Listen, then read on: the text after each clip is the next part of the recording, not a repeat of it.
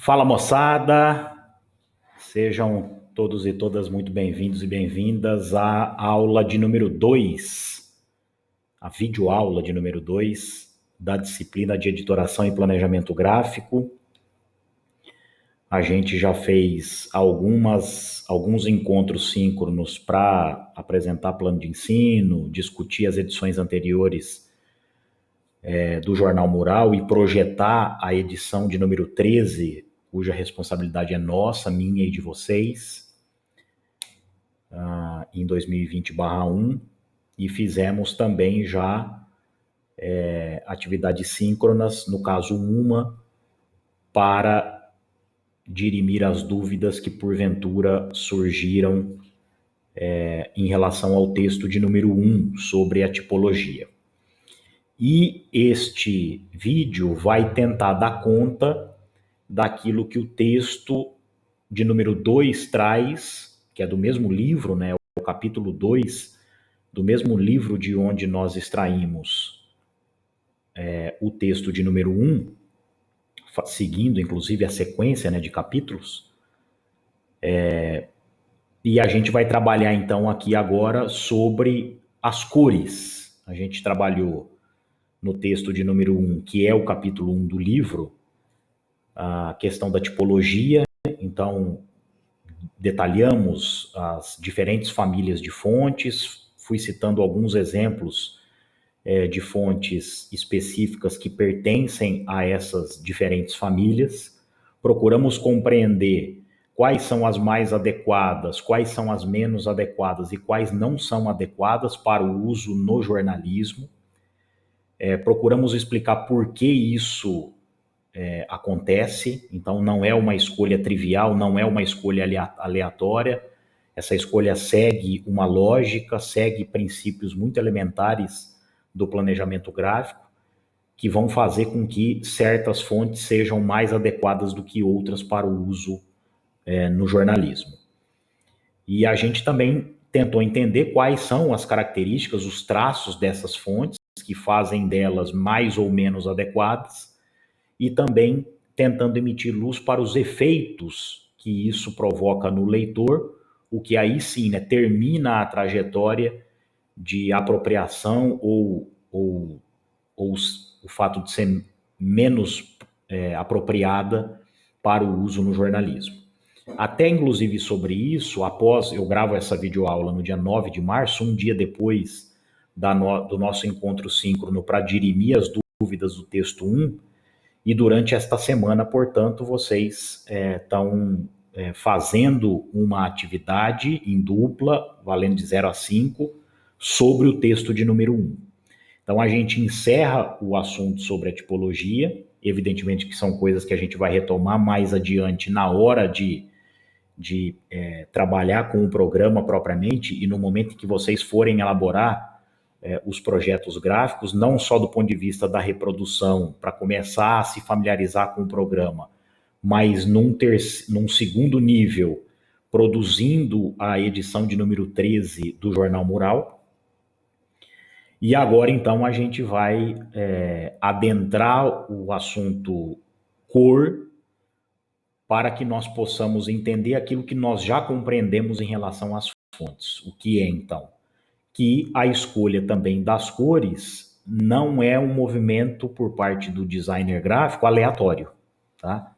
E justamente por não ser aleatório, precisa seguir uma determinada racionalidade para que a gente consiga atingir os objetivos, que é basicamente fidelizar o leitor.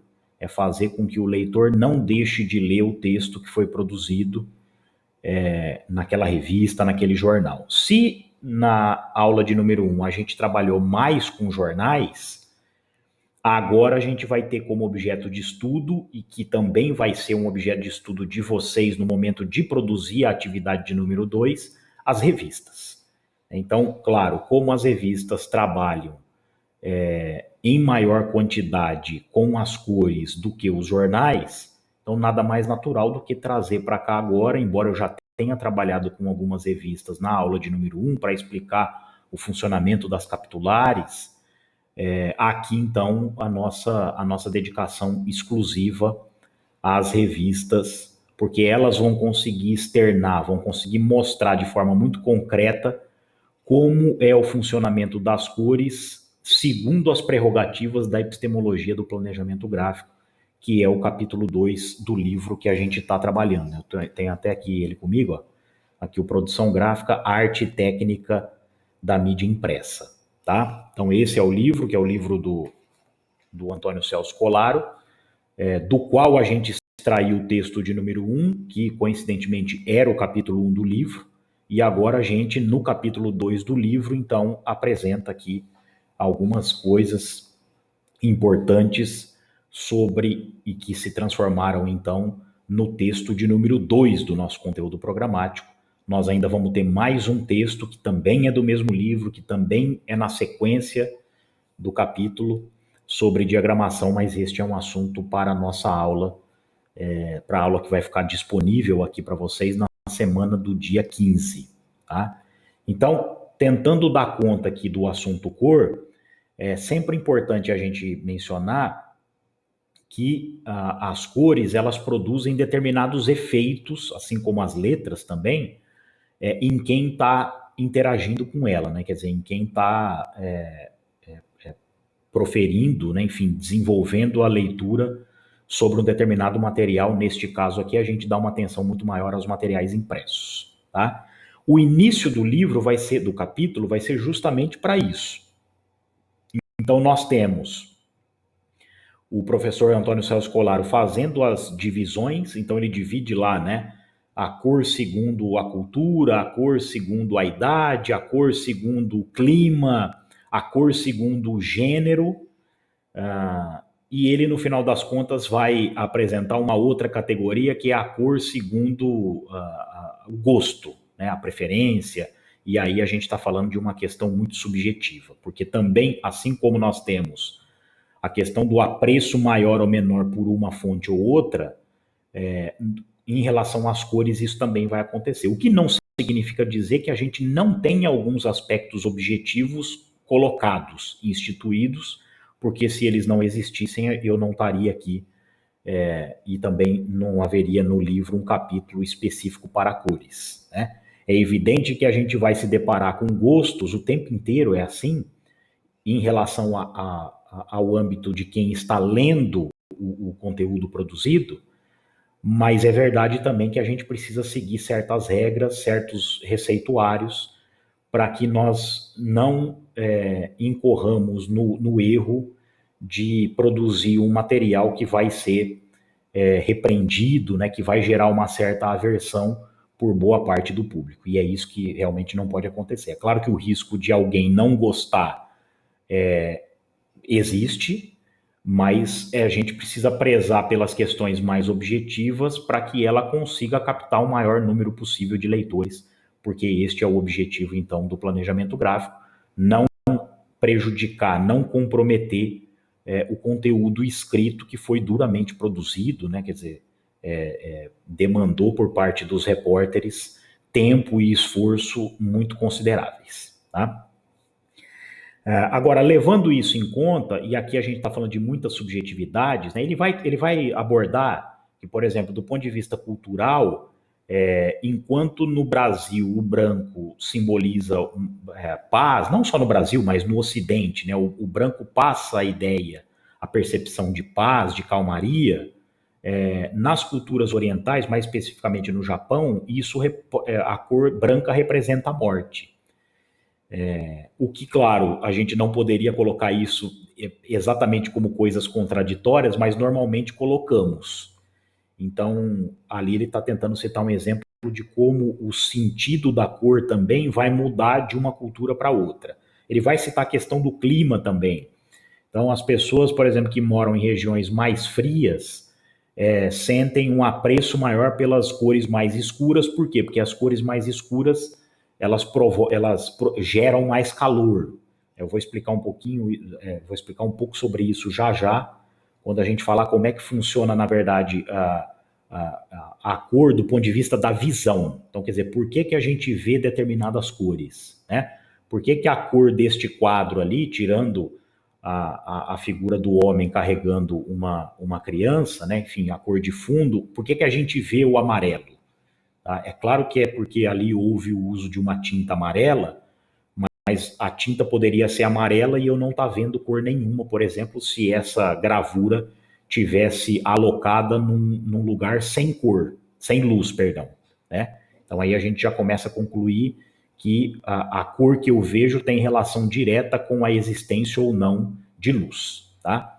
Mas do ponto de vista dos efeitos, o Colaro também vai categorizar o clima como uma instância que pode induzir a preferência por uma cor em detrimento de outra, tá? E ele vai fazer isso, então, com as outras categorias, como eu já mencionei, e vale a pena vocês fazerem uma leitura, embora eu tenha um certo receio, porque essa divisão, como ele coloca, né, por gênero, por cultura, por clima, isso também a gente não vai encontrar exatamente dessa forma em outros textos que vão abordar o assunto, né? Mas vale a leitura, até para que a gente possa colocar em discussão, possa refletir na nossa atividade síncrona do dia 15. A próxima segunda-feira a gente vai destinar uma atividade síncrona justamente para debater o texto de número 2. Tá? Então, como introdução, como abertura, vale aqui a gente, enfim, a gente abordar essas categorizações iniciais que o Colaro acaba apresentando para a gente, tá? Então, claro, nós temos como elemento determinante para que a gente veja as cores, e isso vale também, por exemplo, para a cor de um carro, para a cor de uma roupa até, a luz. Então, a luz é o elemento primordial para que a gente enxergue as cores que estão nos sendo apresentadas. Então, se a gente pegar, por exemplo, como é que é o funcionamento da luz? Eu vou tentar projetar aqui para vocês, porque o prisma nos ajuda a compreender bastante como é que funciona as cores do ponto de vista de quem as enxerga, tá? Então, por exemplo, o prisma aqui, né? Então a gente tem o prisma, é até capa de um álbum muito famoso da banda Pink Floyd, lembra bastante, né? A luz natural, por exemplo, é branca, tá? Então, embora a gente, quando criança, desenhasse o sol na cor amarela, mas a luz que ele emite é uma luz branca. E quando essa luz branca passa por um prisma, ela vai se fragmentar em várias cores, mas basicamente a gente vai conseguir enxergar 7, tá? O fato da luz branca passar pelo prisma e se fragmentar majoritariamente em 7 cores, isso tem muito a ver também com o arco-íris.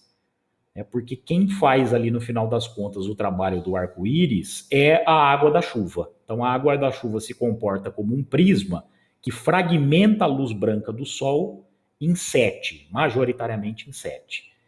É como se a água da chuva ficasse entre o sol, ou a luz branca que está sendo emitida por ele, e o arco-íris que está sendo projetado, então, neste caso, fragmentando a luz branca. Né? Então, a gente tem as 7 cores do arco-íris, né? Violeta, azul, verde, laranja, amarelo e vermelho, como as cores, então, do arco-íris. Né? Então, aqui, mais precisamente, as 7 cores, eu esqueci de mencionar o anil. Então, a gente tem o violeta, o anil, o azul, o verde, o amarelo, o laranja e o vermelho como as 7 cores, então, majoritárias que vão compor a luz branca fragmentada. Tá? Aqui a gente está citando o exemplo do prisma, mas no nosso cotidiano, e nós estamos ainda no período de chuva aqui em Mato Grosso, né, no mês de março, A água da chuva, então, pode atuar como um prisma, fragmentando a luz branca em 7 outras cores, que são as cores do arco-íris que a gente vai ver projetadas, né, no horizonte, tá? Agora, por que eu estou falando isso?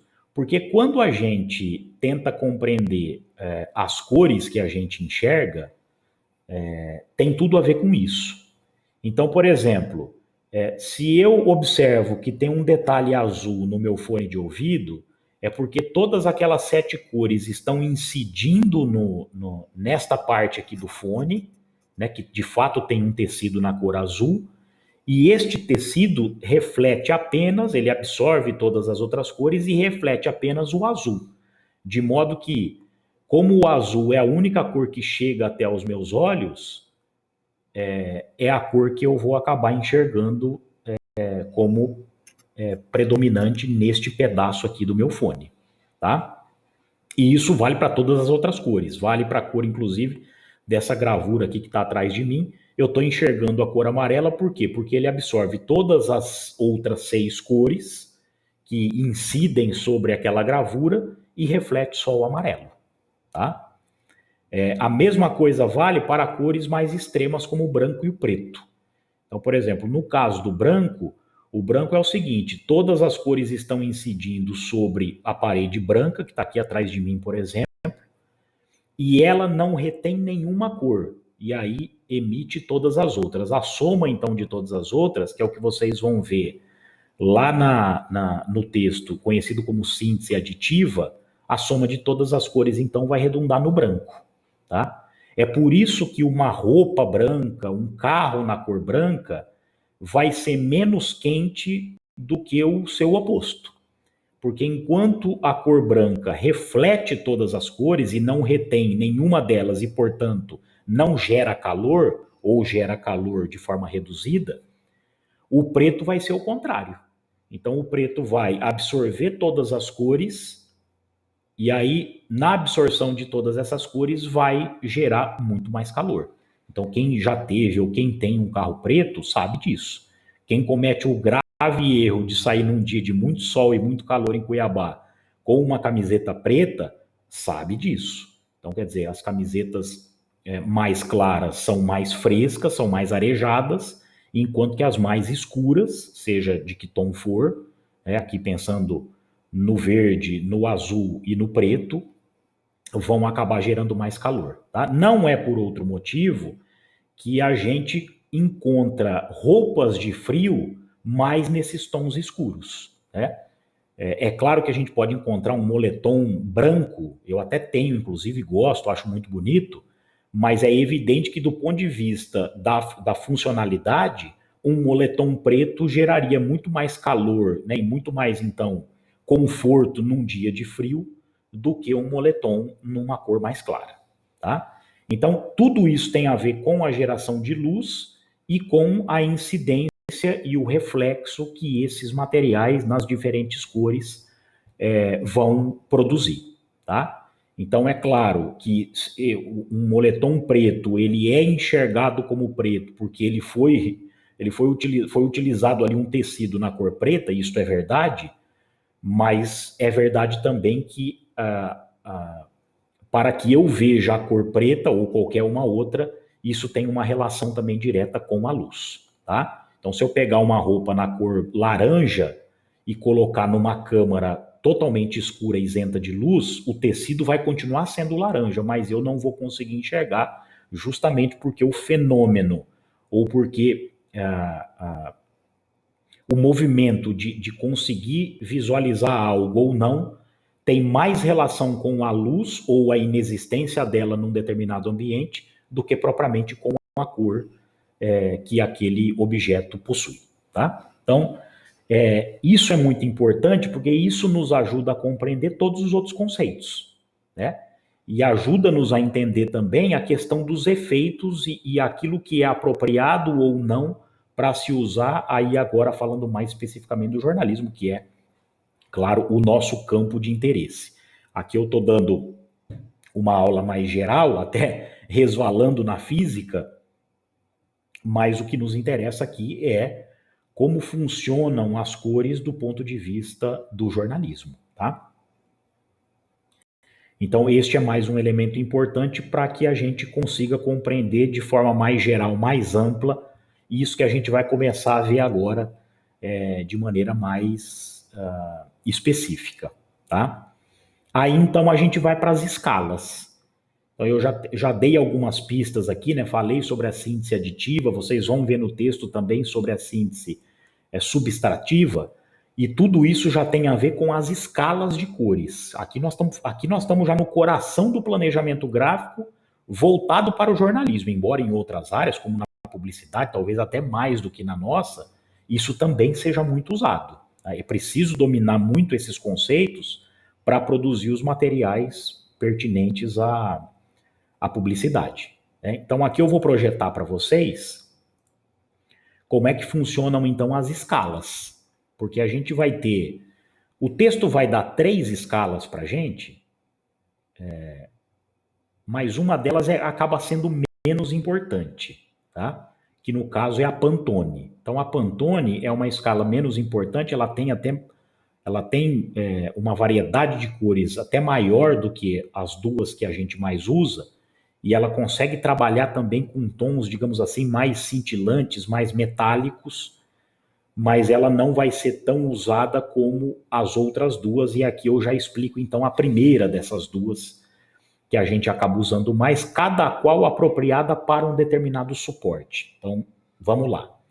A primeira delas é a escala RGB.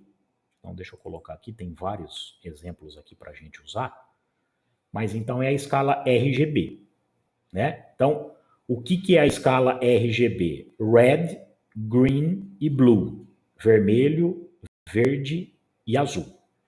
Então, o que significa dizer que na escala RGB, as cores primárias vão ser essas 3, né? As 3 cores que dão nome a esta sigla.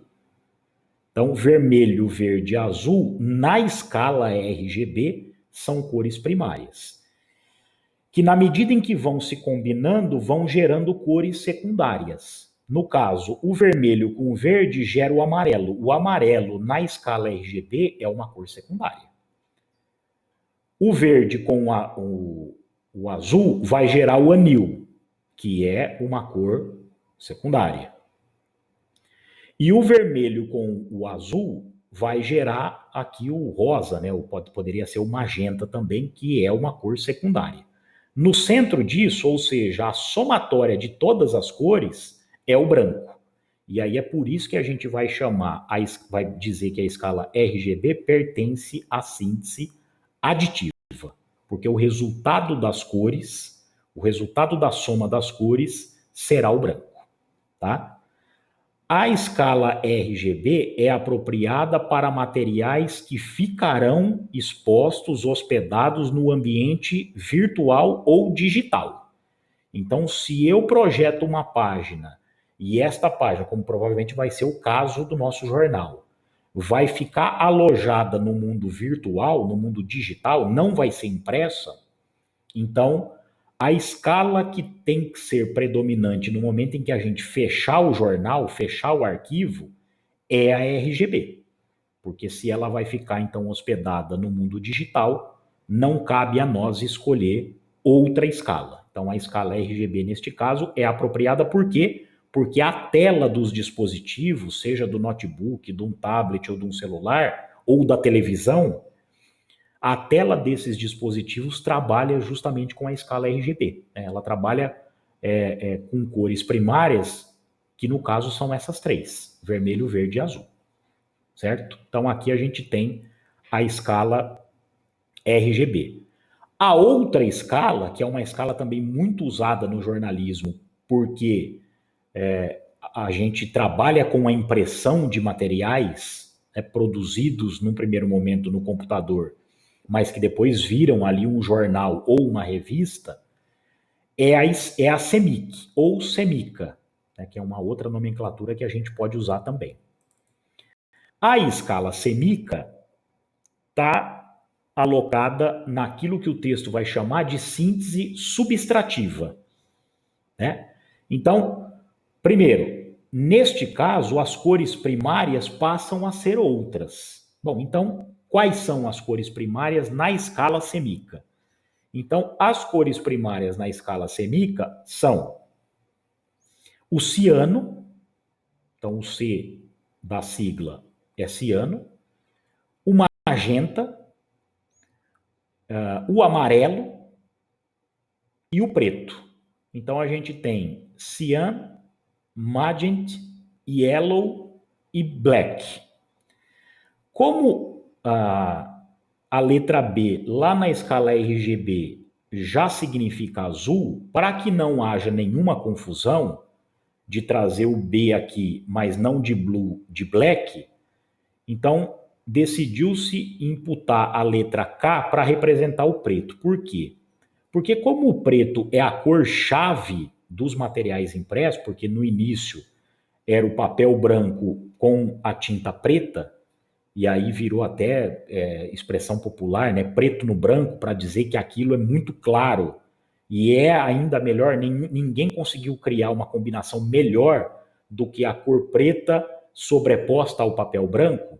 Então, como o preto é a cor-chave das impressões, porque ela foi a primeira a ser criada a partir do momento em que a prensa foi desenvolvida, chave em inglês é key. Então, o K, nesse caso, é de key, que significa a cor preta, né? Então, a escala semica tem como cores primárias o ciano, o magenta, o amarelo e o preto. E as cores que vão sendo resultadas a partir da combinação dessas cores primárias passam a ser as secundárias. Curiosamente, cores que eram primárias lá na escala RGB, né? Então, o ciano com o amarelo gera o verde na escala semica é uma cor secundária, na RGB era primária.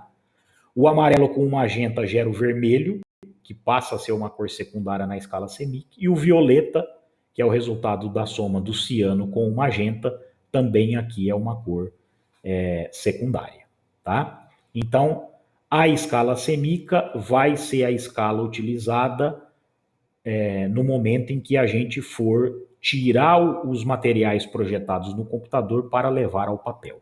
Então, sempre que a gente for fazer a impressão de um material jornalístico, e ele for evidentemente colorido, né? Porque se for preto e branco, a gente não precisa nem se preocupar com essas coisas. Mas se a gente for tirar do computador para imprimir um material colorido, o arquivo precisa ser fechado, né? Precisa ser consolidado na escala CMYK, tá? Aqui tem uma boa notícia. Quando a gente está utilizando o InDesign para fazer a diagramação, ele vai partir do princípio de que aquele material será impresso, né? Porque se não fosse para ser impresso, a gente poderia estar usando um outro aplicativo. Então, ele já estará projetado para fechar o arquivo na escala CMYK. De modo que se a gente quiser mantê-lo no ambiente digital, aí sim vai precisar gerar uma conversão para a escala RGB. Né? Mas ele já está condicionado, compreendendo que a gente está utilizando justamente para produzir um material impresso, mas ele está condicionado, então, na escala CMYK. Então, se ele for impresso, de fato, não precisa haver ali nenhum tipo de conversão. Só vai precisar haver a conversão se o material ficar alojado no ambiente digital, e aí, neste caso, a gente precisa fazer a conversão para a escala RGB. Por que é necessário fazer isso? Né? Por que eu não posso levar para o meio digital um arquivo fechado em semica, e por que eu não posso levar para um suporte impresso em papel um documento fechado em RGB? Porque vai haver digamos, uma divergência, uma distorção nas cores. Então, a cor que eu estou vendo na tela do computador não será aquela que sairá no papel. Ela sairá com tonalidades diferentes, e aí, evidentemente, que o material vai estar todo prejudicado, tá? Por isso, então, é que é preciso ter muito atenção em relação às escalas, porque que é mais ou menos o que aconteceu naquele arquivo de um dos jornais, de um dos jornais murais que eu mostrei para vocês, que o tom do verde, né, a intensidade do verde, estava diferente daquela que de fato saiu no papel. Porque como a conversão acabou sendo feita de forma equivocada para o meio digital, então houve ali uma distorção de uma das cores. Tá? Então é preciso ficar muito atento a isso, porque, como eu já falei, não é nada trivial. Né? Isso não é procedido de forma aleatória. Tá, então aqui as duas escalas, uma ao lado da outra. Né? A semica, que é uma escala, então, destinada aos materiais impressos, e a RGB, que é destinada aos materiais que vão ficar hospedados no ambiente digital. Cada qual tem a sua cor primária. É evidente que, pelo fato da semica possuir 4 cores primárias, a capacidade que eu tenho de diversificar as cores, né, por meio de combinações, essa possibilidade é muito maior do que na escala RGB, que fica limitada ali a combinações partindo de 3 cores primárias e não de 4. Tá? Então, este é um ponto aqui bastante importante para que a gente possa compreender. O passo seguinte é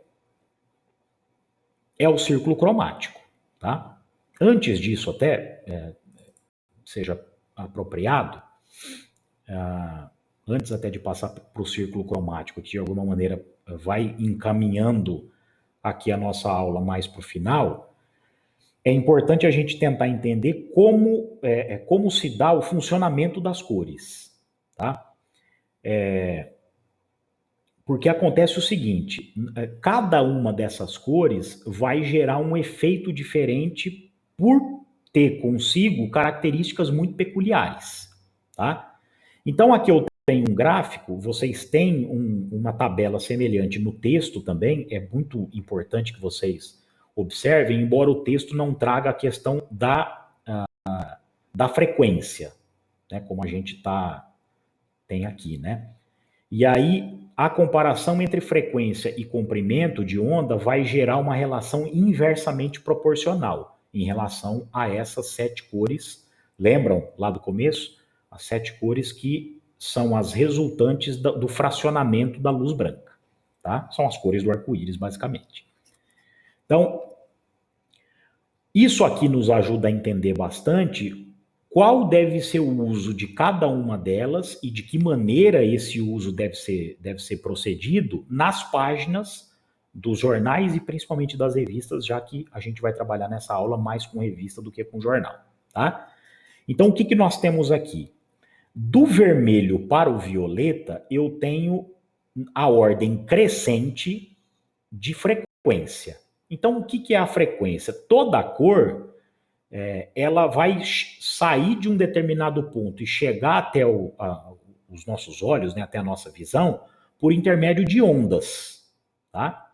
E a frequência, nesse caso, é a capacidade que essa onda tem de se repetir ao longo de toda a sua extensão. Né? Então, quando eu tenho uma onda começando aqui, fazendo este movimento, passando para baixo e chegando aqui de novo, eu tenho um determinado comprimento de onda. O que significa dizer que o comprimento da onda, ou seja, a frequência, no caso, não é o comprimento, perdão, a frequência, ou seja, o momento em que essa onda repete o seu trajeto, aqui chegou. Né? É uma frequência. Então, outra frequência, e assim por diante. Então, significa dizer que a frequência, no caso da violeta, né, da onda da cor violeta, é maior do que da cor vermelha. O contrário vai acontecer. Então, ao mesmo tempo em que essa frequência é maior na violeta do que no vermelho, o vermelho consegue chegar a uma distância muito maior, ou seja, consegue atingir o olho de quem está enxergando a uma distância muito maior do que o violeta. E aqui a gente tem um conceito muito importante. Por quê? Porque se as cores vermelho, laranja e amarelo conseguem atingir uma distância muito maior, e aqui nós estamos falando daquilo que nós chamamos de cores quentes. O verde, o azul, o anil e o violeta, que são cores frias, não vão ter força, não vão ter comprimento suficiente para chegar a uma distância muito grande. Tá? Isso significa dizer que eu posso me dar ao luxo de utilizar o violeta, o azul, o anil e o verde, que são cores frias, em proporções muito maiores, aí eu já estou falando da página de uma revista.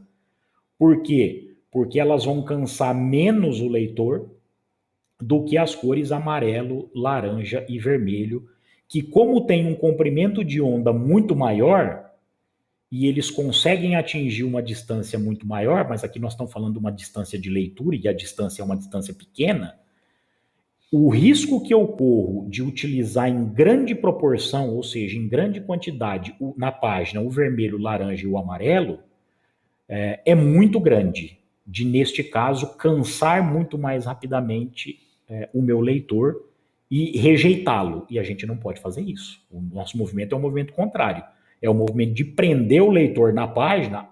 A mudança de página do leitor precisa se dar em função do texto. Então, eu terminei de ler a página do texto aqui, preciso passar para outra. A mudança de página do leitor não pode ser gerada por uma questão gráfica, ou seja, por algo que o repeliu, né? Por algo que gerou no leitor uma certa aversão. E aí ele se sentiu forçado a mudar de página, ou até a fechar a revista e deixar de lado. Né? O leitor só deve fechar a revista e deixar de lado quando ele termina de ler a revista. Não por um erro do projetista, né, do planejador, do designer gráfico. Isso não pode acontecer, tá? Então, não é por outro motivo que a gente tem essa disciplina dentro do curso de jornalismo, tá? Porque a gente não pode cometer o erro, então, de digamos assim, mandar o leitor embora. A gente não pode fazer isso, né? Se ele sair da revista ou sair da página porque o texto está ruim, é um problema jornalístico, mas já não é mais um problema de quem está planejando a página, né? De quem diagramou a página, tá? Então, este gráfico aqui e a tabela que vocês têm também no texto, mas a tabela vai trazer só a questão do comprimento de onda, que no final das contas acaba sendo o item mais importante do que propriamente a frequência, tá? Então, quer dizer, como o vermelho consegue chegar a uma distância maior, mas aqui eu estou falando de uma distância pequena, né, entre o olho de quem está lendo e o material impresso, então é necessário ter muito cuidado no momento de se usar as cores quentes. Quer dizer, eu vou poder me dar o luxo de fazer uso das cores frias em maior intensidade e até em maior proporção, mas quando eu fizer uso das cores quentes, aí eu vou ter que ter muito cuidado. Se eu fizer uso numa escala, numa proporção muito grande, ou seja, numa quantidade muito grande, tomando um espaço elevado na página, eu vou ter que tirar o peso da sua intensidade. Eu estou querendo dizer que se eu for usar vermelho numa quantidade muito grande de página, eu tenho que utilizar um tom mais leve, mais fraco, né? Mais atenuado. O laranja a mesma coisa, o amarelo a mesma coisa. Agora, se eu quiser fazer uso dessas cores num tom mais forte, mais chamativo, aí eu vou ter que reduzir a proporção que essa cor vai ocupar, porque, evidentemente, eu vou correr o risco de gerar um desconforto visual no leitor, e eu não posso fazer isso, tá? Então, observem muito bem a tabela que vai trazer o comprimento da onda, e aí a gente vai entender que do violeta para o vermelho, o comprimento da onda cresce. E se o comprimento da onda cresce, isso significa dizer que o cuidado que eu tenho que tomar no momento de usar alguma dessas cores também é crescente, tá? Também é crescente. E aí eu já aproveito então para mostrar como que isso é apresentado em algumas revistas, tá? Aqui eu vou citar basicamente, majoritariamente, a Super Interessante. Eu já havia mencionado para vocês anteriormente que do ponto de vista do planejamento gráfico, né, da diagramação, a Super Interessante é das melhores produções que nós temos no mercado editorial brasileiro, de revistas, tá?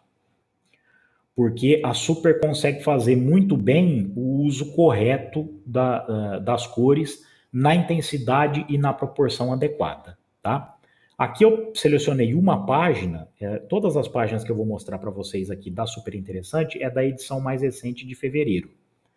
A edição de março ainda não saiu, tá? Então aqui o que a gente tem? Então aqui nós temos, vejam, aqui ele está utilizando uma cor quente na maior parte da página, talvez a gente poderia dizer que em 2/3 da página ele utiliza a cor quente. Isso está contrastando com o branco e o preto do restante da página. Ele não vai fazer uso de nenhuma outra cor no 1/3 restante, é só branco e preto, que são cores mais neutras, né? Então ele não comete o erro aqui de repente colocar uma outra cor ainda na parte em que está mais neutra, né? O que é feito de maneira correta, uma vez que ele já utilizou na maior parte da página uma cor quente numa intensidade elevada. Agora, aqui ele tem uma licença poética para fazer isso, por quê? Porque se trata de um infográfico, tá? E nós estamos falando aqui de uma página só.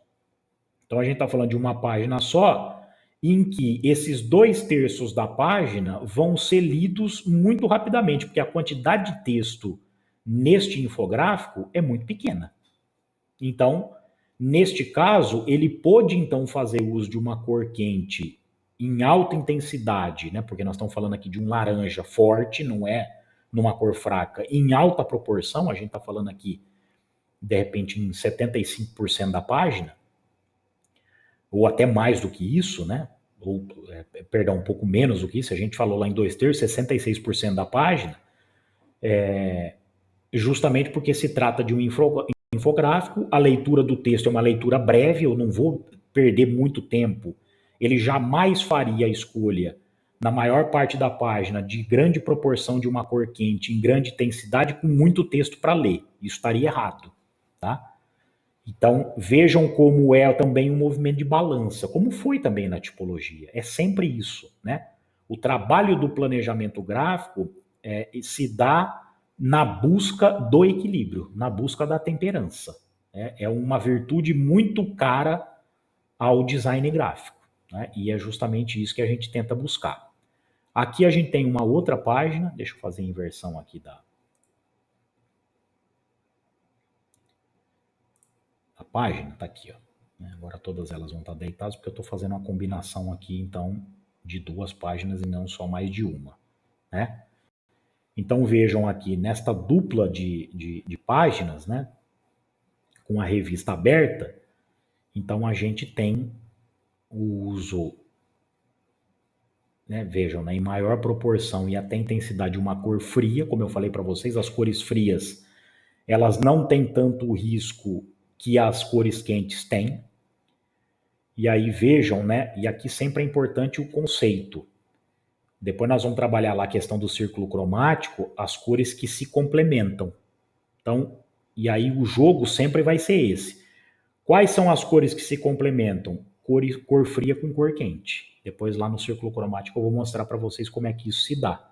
Então no círculo cromático a gente tem as cores complementares, que é o casamento entre uma cor fria e uma cor quente. Olha só o que nós temos aqui, ó. Uma cor fria, que no caso aqui pode ser considerado o azul, violeta, com uma cor quente, que neste caso aqui é o laranja, né? E dentro desta mesma imagem aqui, dessa mesma ilustração, a gente tem as duas, né? O violeta e o azul, que são cores análogas, é um outro conceito que a gente vai aprender lá no círculo cromático, são cores vizinhas, elas já não são mais complementares, elas são vizinhas, mas aqui tendo o laranja como cor complementar, tá? Então, o círculo cromático ele está todinho aqui. Quer ver? Vamos mostrar já? Porque aí a gente já dá conta e passa a entender como é que a Super Interessante trabalha de maneira muito pertinente isso na sua publicação. Porque uma coisa é o círculo cromático, você vai ter isso também no texto. Mas assim, o que isso significa no material jornalístico? Tá aí na Super Interessante para você ver. Depois eu vou mostrar outras 2 publicações, neste caso internacionais, para vocês verem como é que isso acontece, tá? Então nós temos aqui, ó. Então as cores complementares, né? Então o violeta com o amarelo, o azul com o laranja, o anil com o vermelho, o verde com o magenta, tá? Então, em isso são cores complementares, né? Quando a gente pega os opostos do círculo cromático, é importante este conceito, este entendimento, para saber como é que eu faço, então, o casamento das cores dentro de uma mesma página, como foi no caso aqui da super interessante, que eu mostrei para vocês, né? Então, tá aqui as cores complementares, o violeta, o azul com o laranja, ou então como isso acontece em páginas diferentes, mas que estão abertas e que no final das contas acabam apresentando o mesmo espaço, um espaço mais ampliado, né? Então aqui eu tenho uma cor mais fria que é representada pelo violeta ou pelo azul com o laranja, que é uma cor também muito predominante na página ao lado, tá? E o funcionamento das cores análogas, que é o que acontece aqui basicamente e que é o que acontece aqui também, ó, tá? Aí, ó, no infográfico, eles vão utilizar as cores complementares. Então, eu tenho numa parte do infográfico o azul, ou o violeta, né, se vocês preferirem, e numa parte do infográfico a cor complementar, que neste caso aqui é o laranja. Então, cor fria, cor quente. É o tempo inteiro isso, tá? Isso aqui é tudo o conceito lá daquilo que nós chamamos, então, de círculo cromático, tá? Tá aqui, ó. E as cores análogas, então, são as cores da vizinhança, né? Então, eu tenho aqui, por exemplo, as cores quentes. Então, vermelho, laranja e amarelo, que são cores análogas. E aqui eu já tenho, passando pelo violeta, pelo azul, pelo anil e pelo verde, cores também que são análogas entre si, tá? Então, as cores análogas são aquelas que estão limitadas dentro da sua própria categoria, cor fria, cor quente. Então, as cores frias são análogas entre si, as cores quentes são análogas entre si, e as cores complementares vão se dar justamente no entrecruzamento das cores de uma categoria com as cores de outra.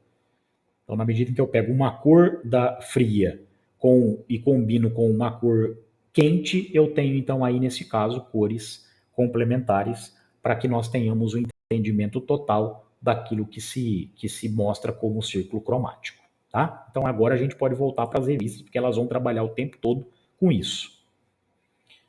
Aqui acabou pegando muito reflexo, né? Reflexo da luz, é uma pena. Então, vejam, né? É o azul predominante no fundo, e aqui ele vai utilizar o amarelo como cor de texto. E aí, gente, qual que é a vantagem do branco e do preto? É que o branco e o preto são cores neutras. Eles combinam com qualquer coisa, né? Se você colocar uma calça preta, você pode colocar a camisa ou a camiseta que você quiser. Não vai dar problema de combinação. Embora eu também acho que a questão da roupa é uma coisa muito subjetiva, né? A gente faz uso das cores que a gente bem entender. Mas, já que o planejamento gráfico tem uma lógica, é isso. Mesma coisa, você coloca uma calça branca, qualquer camiseta de qualquer cor que a gente vestir vai combinar, né? Não vai dar choque, digamos assim, tá? E aí o que acontece? Este conceito de azul e de amarelo, ele vai se repetir em toda a reportagem. Aí, ó. Né? No caso aqui não é amarelo, é laranja, tá, gente? Desculpa, aqui pelo reflexo parecia amarelo, mas aqui está muito mais claro, né? Como não tem mais o reflexo, então aqui a gente tem uma cor fria, que está dando o conceito da reportagem, e a gente tem a cor quente, que está no infográfico, de novo. Tiago, mas mais da metade da página está num laranja forte, alta intensidade e alta proporção, mas é o infográfico. Então, para dar o destaque, vale então a utilização de uma cor quente em alta intensidade e em alta proporção.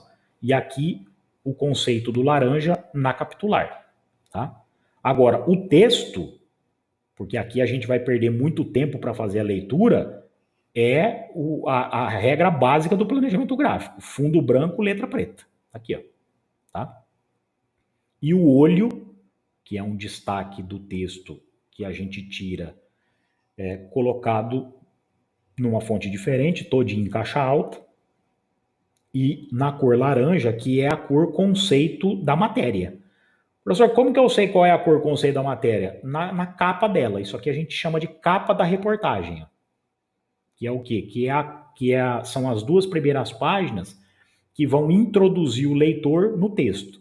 Repare que a capa da reportagem não traz praticamente nada do texto, é só o título, a linha fina e aqui os créditos, né? Quem assina a matéria, tá? Agora, a matéria propriamente vai começar na terceira página. Aqui, ó, 1, 2, terceira página.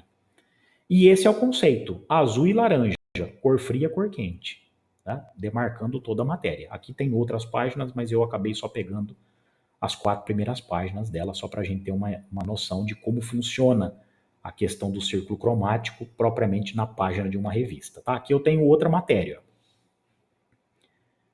Então,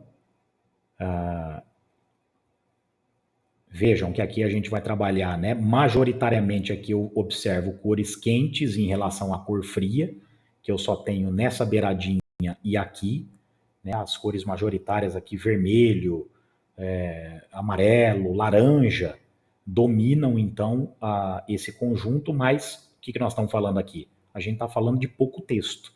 Então, como o tempo que eu vou perder neste espaço da revista é pequeno, eu posso me dar ao luxo de utilizar cores quentes em alta proporção e em alta intensidade também. Porque o tempo que eu vou demorar para ler isso aqui é muito baixo. Né? O renascimento do Mac ou o futuro do PC. 18 horas de bateria, carregamento instantâneo, aplicativos de iOS. Veja como o novo processador M1 da Apple redefine os notebooks e como ele vai influenciar os laptops com o Windows. Então, qual que é a estratégia aqui? A estratégia é que, como é pouco texto, eu não vou ficar muito tempo preso a essas 2 páginas. O objetivo aqui é o quê? É atrair a atenção do leitor. Então, sempre que eu busco atrair a atenção do leitor, as cores quentes são mais apropriadas. Por quê? Porque como ela tem um comprimento maior, ela acaba sendo mais chamativa. Se ela já é chamativa a uma distância muito longa, imagine a uma distância de 50 centímetros, que é a distância que normalmente a gente usa para fazer a leitura de alguma coisa. 50, 60, né? Para uns mais, outros menos. Agora, quando eu venho para a matéria, então, de novo, né? Aqui eu tenho a capa da reportagem, título, linha fina e assinatura, mais nada. Página 1, página 2 da matéria, página 3 começa o texto. Aí eu vou ter então a inversão. Então aquele conceito de cor que já é estabelecido no começo, porque eu preciso respeitá-lo, eu não posso estabelecer um conceito de cor na capa da reportagem e de repente chegar aqui e utilizar outro. Não faz o menor sentido. Né? Então, aí o que acontece? O texto, de novo, gente, não tem nada melhor, não tem nada mais apropriado no jornalismo do que o preto no branco. Não há. Fundo branco, texto preto. Isso é para revista, isso é para jornal, isso vale para as publicações brasileiras, vale para as publicações de qualquer outro lugar do mundo. Né? Isso não muda. Então a gente tem aqui o quê? A manutenção do conceito, então a capitular que está cravada com letra branca sobre um fundo, né? Que predomina no conceito, que no caso aqui é o magenta. O magenta é esse tom de rosa aqui mais chamativo, tá? Isso é o magenta. E, de novo, aqui já com uma certa variação, né? Saindo do magenta indo para o laranja, tudo cor quente, mas em alta intensidade, né? Quer dizer, é um magenta forte, aqui também é um magenta forte, mas numa proporção reduzida. Aqui, ó, num espaço muito pequeno, só para destacar a capitular, num espaço muito pequeno, só para dar destaque ao olho, e aqui no infográfico, só para dar os destaques a esses 5 tópicos que ele foi discriminando no infográfico. Tá? Então tá aí. Aqui é uma outra matéria. Então aqui a gente tem o amarelo e o verde como cores predominantes. A gente tem aqui um vermelho também aparecendo como cor quente, muito forte, mas numa pequena proporção. E aí esse mesmo conceito vai continuar seguindo aqui. Né? O verde, que é um conceito de cor já estabelecido pela capa da reportagem. De novo, né? 2 páginas, só o título, a linha fina, que neste caso veio para cima, e a assinatura, né? Não tem mais nada além disso. Repare que a gente pode estilizar os títulos também, né? Cada título de matéria é estilizado de uma forma diferente, né? É disponibilizado de uma forma diferente. Podem mudar as fontes, né? Aqui é um tipo de fonte, uma fonte da família lapidária, em as próximas, mutações está numa fonte da família romana, tamanhos diferentes, cores diferentes, tudo isso, gente, é muito saudável. E a Super Interessante trabalha isso de maneira muito apropriada. Aqui, ó, eles não fizeram distinção nem de tamanho de uma palavra para outra, nem de fonte. É a mesma fonte. O que, que eles distinguiram aqui? A tonalidade. Então, Renascimento e MEC vieram em negrito. O restante do título está em tonalidade normal, tá? Aqui, ó, o título estilizado também. Então, aqui está em negrito, aqui está normal, aqui eles variaram a fonte, mas tudo em caixa alta. Aqui tudo em caixa alta. Aqui, por exemplo, eles variaram também em relação a caixa alta e minúsculo. Tá? Então, olha só, né, a variedade que a gente tem só para brincar no início de uma reportagem. Tá? Isso é fantástico. Mas voltando às cores, então vejam como ele vai trabalhar com o verde e com o vermelho. De novo, cores complementares no círculo cromático. O verde é uma cor fria, o vermelho é uma cor quente. Então tá aqui o vermelho no gráfico. Alta intensidade, pequena proporção, né? O vermelho eu só vou encontrar aqui, aqui, aqui e aqui, em pontos muito específicos, né? Aqui na legenda também. Mas o verde é a cor predominante, e aí ele pode, né, ocupar uma página toda, como ele de fato ocupa.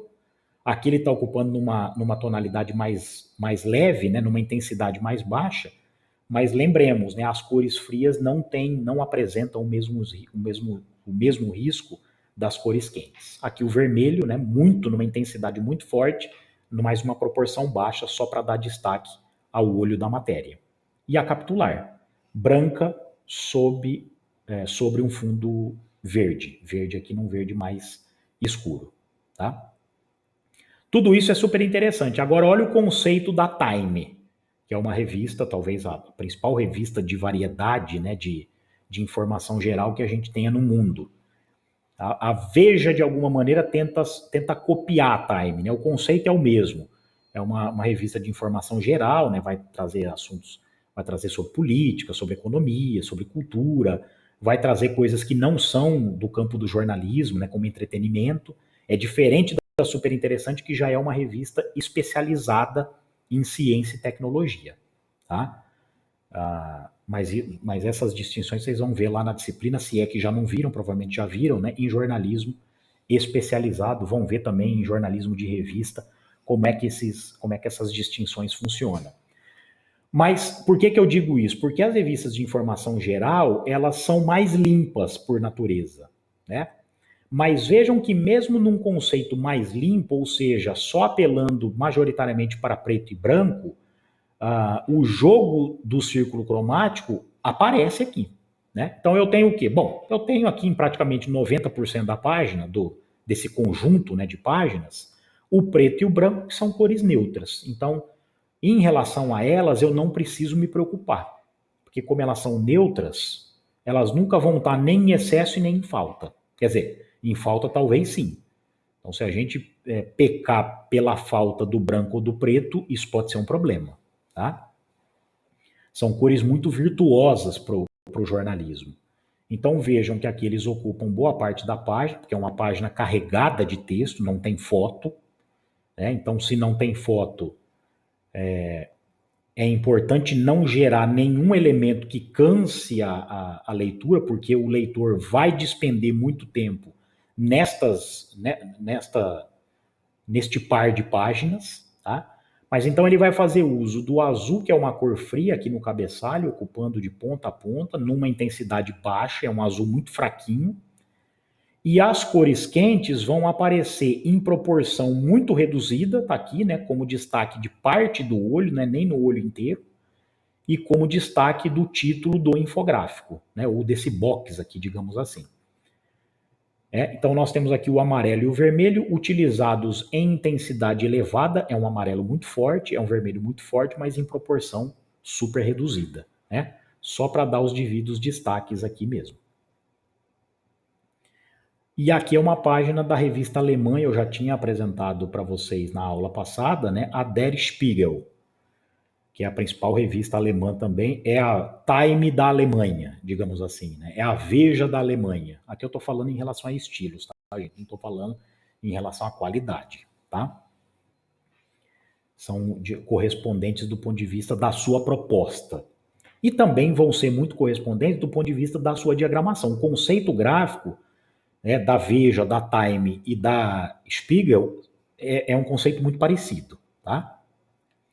Então aqui de novo, né, páginas muito limpas, aqui a gente tem uma foto, então elas são páginas que não pesam, elas não têm nada de impressionante, né, quer dizer, é diferente da super interessante, que são obras de arte quase, né? Aqui a gente não tem isso. Então a gente tem lá o texto milimetricamente diagramado, a gente vai ver sobre isso na aula seguinte, né? O texto aqui dividido em colunas, 3 colunas, que é o conceito básico da diagramação. A gente tem a utilização, então, do preto se sobrepondo ao branco, que não há receita, repito, no jornalismo melhor do que essa. E aí, quando ele vai fazer o uso de cores, são usos muito pontuais. Aqui, no caso, é do vermelho em intensidade elevada, aqui na linha fina, no olho e no chapéu, que representa aqui, no caso, a seção, né, política, no caso. Numa intensidade muito elevada, porque é um vermelho muito forte, aqui, mas numa proporção reduzida, né? Tá reduzido a espaços muito pequenos na combinação dessas duas páginas, né? Então vejam como, do ponto de vista jornalístico, na prática, quando a gente sai do mero gráfico, porque isso aqui é apenas um gráfico, mas quer dizer, o que nós temos que entender? Como é que é o funcionamento do círculo cromático no campo do jornalismo? Não é outra coisa, né? E aí, então, vai funcionar dessa maneira. Então, nós temos aí que compreender as combinações entre as cores complementares, porque elas são necessárias, mas também as combinações entre cores análogas, porque elas também vão acontecer, como a gente viu nos primeiros exemplos que eu mostrei para vocês. Sempre com o intuito de não cometer nenhuma impropriedade, nenhum movimento impróprio no momento de trabalhar com cores. Como eu falei, se a gente estiver produzindo um material preto e branco ou em tons de cinza, essa é uma preocupação que não acomete o diagramador, né? Então ele vai trabalhar ali só com cores neutras e não há a preocupação aqui do ponto de vista da combinação. É claro que vai haver a preocupação. Eu não posso, por exemplo, impor como fundo de um texto que está escrito em preto um cinza escuro. Isso não dá. Eu preciso gerar o contraste devido. Então, quer dizer, se eu estou falando de uma produção aqui em preto e branco e o meu fundo do texto vai ser, de uma parte do texto, né, vai ser num tom de cinza escuro, o meu texto precisa, evidentemente, aparecer em branco. Porque se é necessário criar o contraste para que a leitura possa ser realizada, não há outra coisa a fazer. Agora, na medida em que eu vou utilizando um tom de cinza mais claro, aí, evidentemente, que o texto, ele não só pode, como ele deve aparecer na cor preta, justamente para criar o contraste entre o fundo e o texto. Agora, em boa parte, como nós pudemos perceber, isso vale tanto para super interessante, que costuma criar ali um desenho mais sofisticado das suas páginas, como para outras publicações que têm uma diagramação, um design mais simplificado, né, o fundo preto, o fundo branco, perdão, para uma fonte preta é ainda o mais adequado, principalmente quando a gente está trabalhando com grandes quantidades de texto. Quando a gente trabalha com pequenas quantidades, como ocorre nas aberturas daquelas reportagens que eu mostrei para vocês, aí sim há uma estilização mais específica no uso de fontes, né? Aqui falando de famílias diferentes, de fontes diferentes, tamanhos diferentes, cores diferentes, tonalidades diferentes, com a aplicação também de cores, tá? Eu vou deixar para mostrar para vocês, né, até como forma da gente se encontrar no dia 15, os tipos de impressão na nossa atividade síncrona da próxima segunda-feira, 15 de março.